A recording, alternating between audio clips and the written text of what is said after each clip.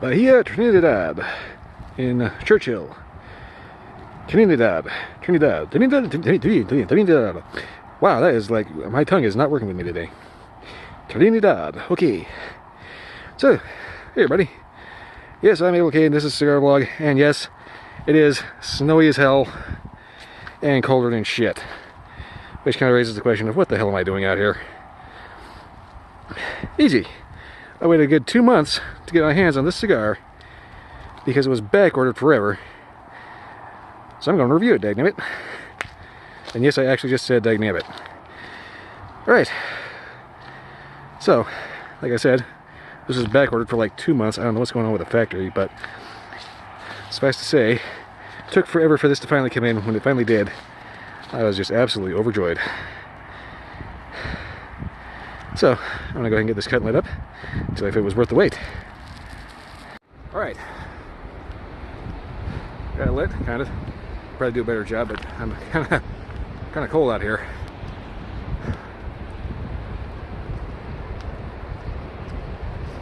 So far, initial flavors are interesting. Kind of an earthy, clean tobacco.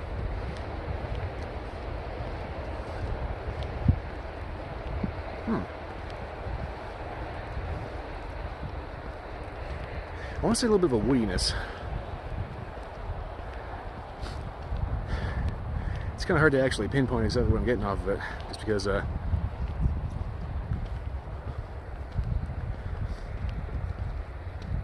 it's kind of subtle.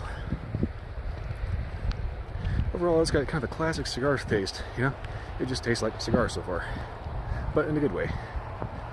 Yeah, it's got that kind of clean tobacco, not quite sweet, not quite spicy, just nice, smooth. Whew.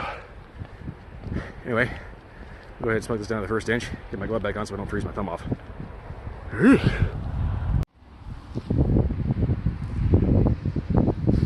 Alright, that's the first inch. Yeah, my nose is going too.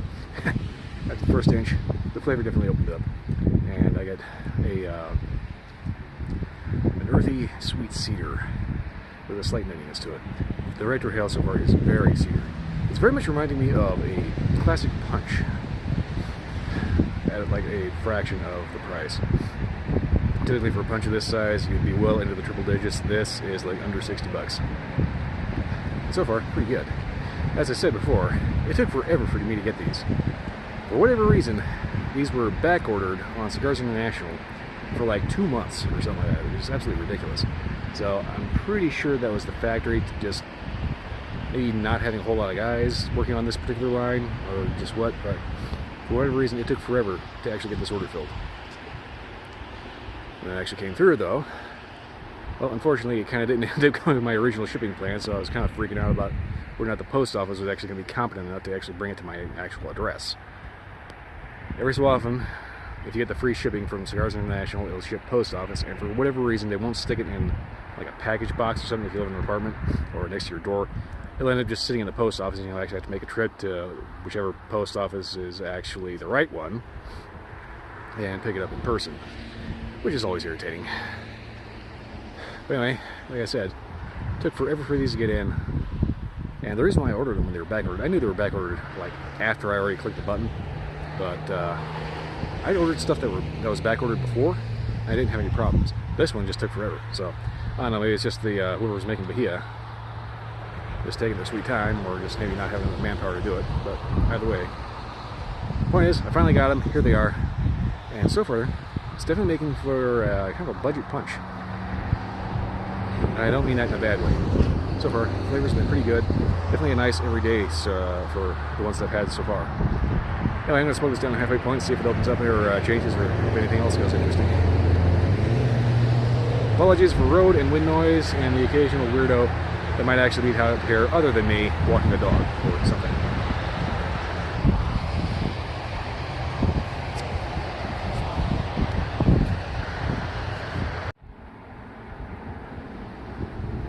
Alright, hanging out about the halfway point here. Quick note here, it is a little windy out, so I've had kind of inconsistent ash. Usually the ash is how I tell typical cigar construction for this. I can tell you from the amount of these that I have smoked already, construction on these is just fine. Just because the ash falls off after an inch, well, that was because the wind gust decided to kick out and blow it off. Otherwise, yeah, no issues with the construction. Draw's been good. Flavors have been kind of a sweet, clean tobacco, slightly earthy, a little cedary, and a touch of nuts. There's a nuttiness. The Retro Hill has been very cedary, very nutty, and so far, I can recommend using, having one of these with any decent quality whiskey that you like. I don't know if I'd recommend a coffee with it, because I'd rather be a little, coffee probably be a little too strong. I just noticed my face is starting to get a little numb. I'm trying to stand with my back to the wind, because otherwise my face will be completely just non-functional. Anyway, I hope you all appreciate me coming out here and risking frostbite and sound like a retard because I can't move my face. I bring you reviews of cigars you may have been questionable about. At least I hope you're getting something out of it, or just laughing at me freezing my nuts off.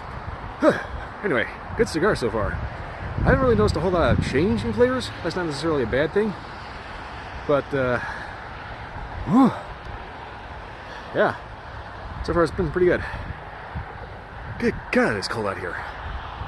Alright, I'm gonna go ahead and give you a final update of the band here. That should be about the nub. Alright, I'm God, it is cold.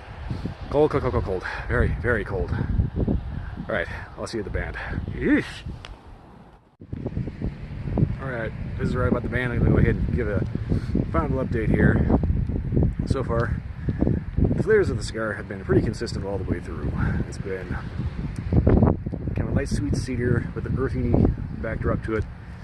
Occasionally gets still hits of spice, as in kind of a pepperiness, which is actually kind of nice. Punctuated with a little bit of nuttiness. Retro Hail has been cedary, nutty, and actually rather nice. I can definitely recommend having a decent whiskey, possibly a good flavorful beer. I don't know if I necessarily recommend smoking one of these with a coffee, because coffee is going to be a little strong. But then again, you know, you can drink whatever the hell you like. It ain't going to hurt my feelings. Drink a little purple Kool-Aid, I don't care. Otherwise, if anything changes between here and the point where it burns your fingers or lips, or depending on how far you smoke it down, I'll go ahead and just leave that in the description. I don't anticipate much flavor change other than typical washout. As far as the day goes, I'm kind of taking the mentality of embrace the suck. I mean, think about it. How many people are out here in like 25-degree weather, in snow, smoking a cigar with a smile? Not many. Anyway, that's pretty much all I got for this. If you like this video, or any other video, or if you just particularly enjoy watching me freeze my ass off, like, subscribe, leave me a comment. Tell me how cold it is in your state. Or if you even know what cold is, because you live in Texas. Or Arizona. Yeah, tell me how Texas and Arizona are. I would definitely not mind moving to either of those states where cold is kind of a vague concept instead of this. Anyway, that's all I got. I'll see you next time.